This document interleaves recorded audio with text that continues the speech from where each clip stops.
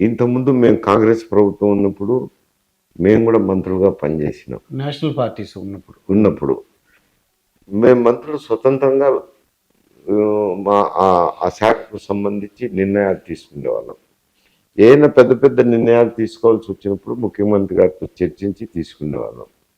ఇప్పుడు ఏమైంది అంటే ఈ రీజనల్ పార్టీస్ వచ్చినాక ఈవెన్ తెలుగుదేశం కానీ వైఎస్ఆర్సీపీ కానీ అక్కడ బెంగాల్ మమతా కానీ డిఎంకే కానీ ఎక్కడైనా కానీ టిఆర్ఎస్ కానీ ఎక్కడైనా కానీ చీఫ్ మినిస్టర్ ఆఫీస్ను ఫోర్టిఫికేషన్ చేసినారు. ఈవెన్ గుజరాత్లో మోడీ గారు ఉన్నప్పుడు కూడా చీఫ్ మినిస్టర్ ఆఫీస్లోనే అప్పుడు ఒక ఇద్దరు పిఏలు ఒక పిఎస్ ఉండేవారు. ఏదో ఒక ప్రిన్సిపల్ సెక్రటరీ ఓఎస్డీగా తీసుకునేవారు.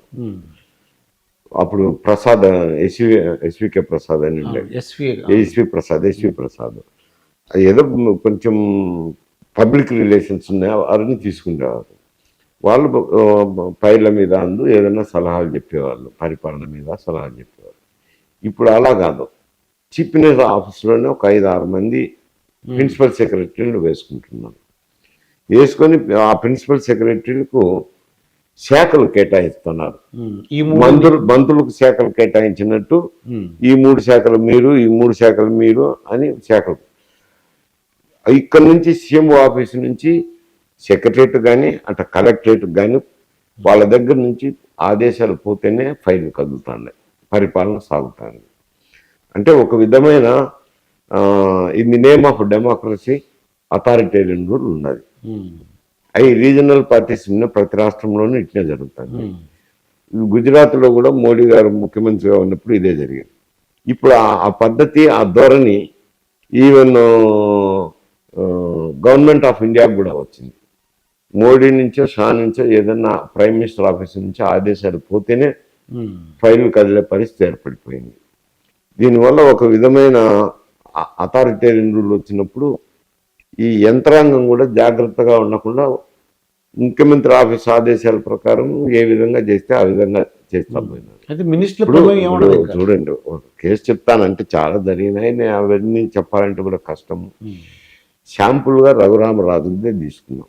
రఘురామరాజు ఆయన ఎంపీ గారిని అరెస్ట్ చేసి రిమాండ్ ఖైదీగా ఉన్నప్పుడు ఆయన నడవలేని పరిస్థితి వరకు ఒక ఐజీ ఆఫీసర్ వచ్చి కొట్టడం, 3rd డిగ్రీ మెథడ్ ఉపయోగించి విచారణ చేయడం అంటే అర్థం ఏం చేసుకోవాలా? అంటే ఏ విధంగా కొనసాగిందో పరిపాలన అర్థమైంది.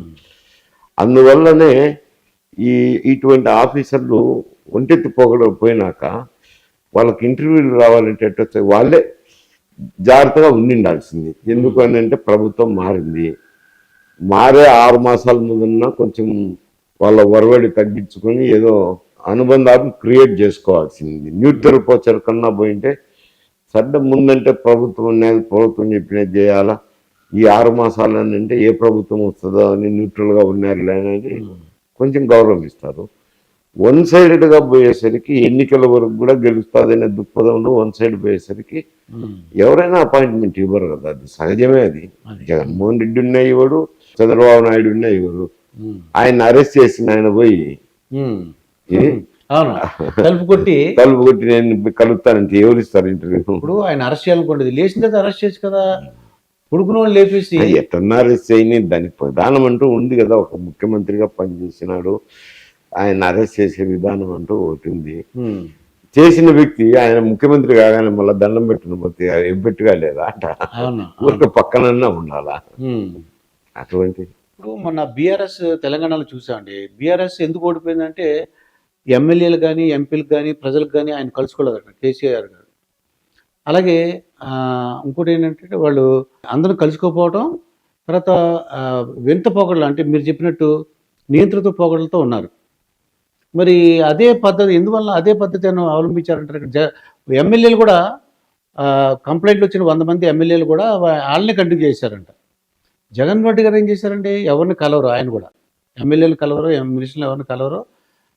కానీ ఒక 80 మంది ఎమ్మెల్యేలు మార్చారు. ఇక్కడ మార్చలేదు తెలంగాణలో, అక్కడ మార్చారు. అయినా సరే ఇద్దరికి ఒకటే రిజల్ట్ అండి. ఇంకా ఘోరమైన రిజల్ట్ ఏపీలో. ఇది ప్రజాస్వామ్యం, డిక్టేటర్షిప్ కాదు, రాజ్యాలు కాదు.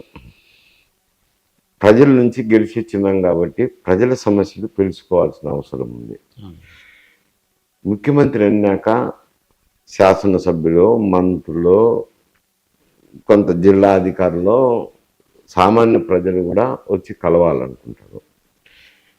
కొందరు ముఖ్యమంత్రులు అయితే కనుక 1 గంట 2 గంటలో ఉదయమో సాయంకాలం ఇప్పుడు కేటాయించి ప్రజల దగ్గర నుంచి వినతి పత్రాలు తీసుకొని ఏదో రిమార్క్స్ రాసి పంపించేవాళ్ళు.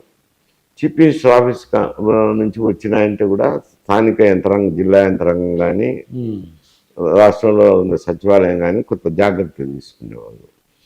ప్రజలు వాళ్ళకున్న ఇబ్బందులు తెలిసేటి ఏం జరుగుతుందని ముఖ్యమంత్రి గారికి కూడా ఒక అవగాహన ఉంటుంది. అటువంటివన్నీ ఏమిటి, వీళ్ళు ప్రజలతో కలిసేదే లేదు. శాసనసభ్యులకు ఇంటర్వ్యూలు లేవు, మంత్రులు ఎప్పుడో ఏదో పోవాల్సిందే. అందువల్ల ఏమైందంటే ప్రజలకు వారికి సంబంధమే లేకుండా పోయింది.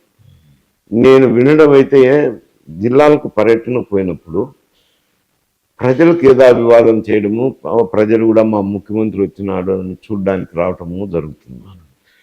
వాళ్ళని కలిసేదానికే కదా మనం పోతాము. సెక్యూరిటీ పర్పస్కో ఏం పర్పస్ అయినా చెప్పి పరదాలు కట్టేవాళ్ళంట. జనం కనపడకుండా ముఖ్యమంత్రి పరదాలు కట్టి పరదాల్లో కాళ్ళు వెళ్ళిపోయారంట కాన్వాయ్. అంటే ఏమర్థం అది? ప్రజల్లో కనపడకపోతే ఎట్లా? ప్రజాస్వామ్యంగా ఎన్నికైన వ్యక్తి కనపడకపోతే ఎట్లయితుంది? ఇక్కడ అయితే ఆ ముఖ్యమంత్రి ఎమ్మెల్యేని ఎవరిని కలవలేదు, వీళ్ళని కలవలేదు. ఆయన అక్కడ కలవలేదు. కలవలేకపోయిన దానికైతే లింక్ పోయింది, ప్రజలకు ముఖ్యమంత్రికి లింక్ పోయింది. లింక్ పోవడంతో లింక్ పోవడమే కాకుండా మీరు ఇంకొక మాట అన్నారు, ప్రజల అభిప్రాయం ఉంది ప్రజల్నే కలవరు. ఎందుకంటే ఎమ్మెల్యేలు కూడా ఏదో ఆరోగ్యశ్రీ అయ్యే ఇచ్చినప్పుడు నేనే కలవలేదు బా, ఈ కాగితం ఎప్పుడు తీసుకుపోతాండే, నువ్వే పంపించుకోలే అని వాళ్ళు చెప్పడం మొదలు పెట్టారు. ఇది ప్రజలు లేకపోయింది, ప్రజలను కలవరు అనేది ఒకటి ప్రజలు లేకపోయింది. పోయిన తర్వాత ఈయన అభిప్రాయం ఏమిట్రా అంటే, నేను సంక్షేమ కార్యక్రమాలు జరిపినాను, నన్ను చూసే ప్రజలు ఓట్ చేస్తారు, నాయకుడు ఎవడన్నా కానీ, కులం ఏదన్నా కానీ, మతం ఏదన్నా కానీ నా గుర్తు మీద ఓట్ చేస్తారని చెప్పి వాళ్ళని టీచర్లను బదిలీ చేసినట్టు చేసినారు. చెవిరెడ్డి భాస్కరెడ్డి తీసుకొచ్చి ఒంగోలులో, అది అక్కడి నుంచి తిరుపతి నుంచి ఆయనకి ఏం సంబంధం? చంద్రగిరి అనుకుంటాను. పెద్దల మసుకు పిల్లపళ్ళకు ఉన్నట్టు ఒంగోలు ఎక్కడ, తిరుపతి ఎక్కడ? అట్లా చాలా మంది మార్చడం కానీ అభ్యర్థులు ఎవరంటే ఆయన ఏమనుకున్నారంటే నా సింబల్ గుర్తు, ఫ్యాన్ గుర్తుకేస్తారు, నన్ను చూసి ఓటేస్తారు, వీళ్ళని ఎవరు చూడరు కదా అని బటన్ నొక్కుతాం కదా, బటన్ నొక్కుతాను, నన్ను చూసి బటన్ నొక్కుతారు కదా, నా గుర్తుకు ఓటేస్తున్నారు, వీళ్ళు ఎవరు నిలబడితే ఏముంది, ఎక్కడ నిలబడితే ఏముంది అని ఆ మార్పులు చేర్పులు చేయడం అయితేనేమి, కొత్త వారిని పెట్టడం అయితేనేమి, అది టీచర్లు అయినా అని కూడా ఆ విధంగా బదిలీ చేయరు. ఒకసారి ఈ నియోజకవర్గంలో శాసనసభ్యులు అంటే బంధువులు, స్నేహితులు, కొంచెం పనులు చేసుకునే అభిమానులు, వాళ్ళు వీళ్ళు గ్రామం 10 మందో 5 మందో ఉంటారు. ప్రచారానికి కానీ, ఈ కరపత్రాలు పంచడానికి కానీ, ఇంకో దానికి కానీ ఉంటారు.